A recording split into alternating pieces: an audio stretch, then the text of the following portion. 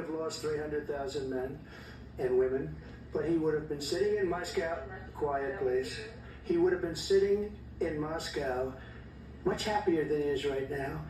But eventually, you know, he's got a thing that other people don't have. He's got nuclear weapons. They don't ever talk about that. He's got nuclear weapons. Nobody ever thinks about that. And eventually, maybe he'll use them, and maybe he hasn't been that threatening, but he does have that. Something we don't even like to talk about. Nobody likes to talk about it. But just so you understand, they sent her to negotiate peace before this war started. 3 days later, he went in and he started the war because everything they said was weak and stupid. They said the wrong things. That war should have never started. She was the emissary. They sent her in to negotiate with Zelensky and Putin, and she did. And the war started 3 days later. And that's the kind of talent we have with her. She's worse than Biden. In my opinion, I think he's the worst president in the history of our country. She goes down as the worst vice president in the history of our country. But let me tell you something.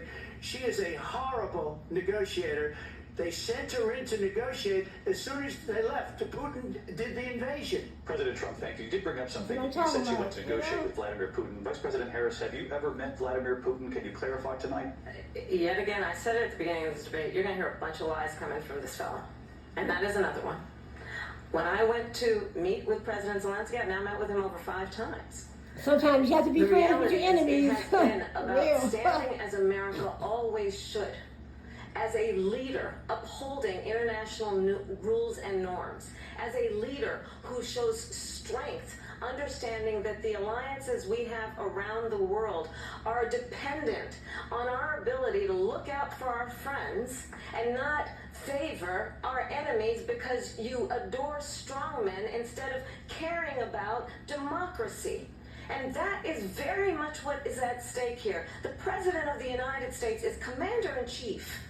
And the American people have a right to rely on a president who understands the significance of America's role and responsibility in terms of ensuring that there is stability and ensuring we stand up for our principles and not sell them for the benefit of personal flattery.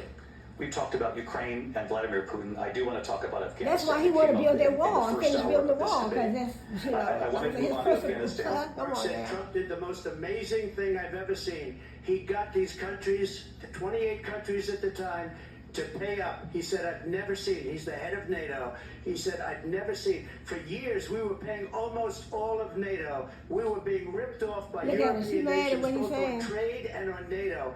I got them to pay up by saying one of the statements you made before, if you don't pay, we're not going to protect you. Otherwise, we would have never gotten it. He said it was one of the most incredible jobs that he's ever seen done. Thank you. I want to turn to Afghanistan. It came up in the first hour.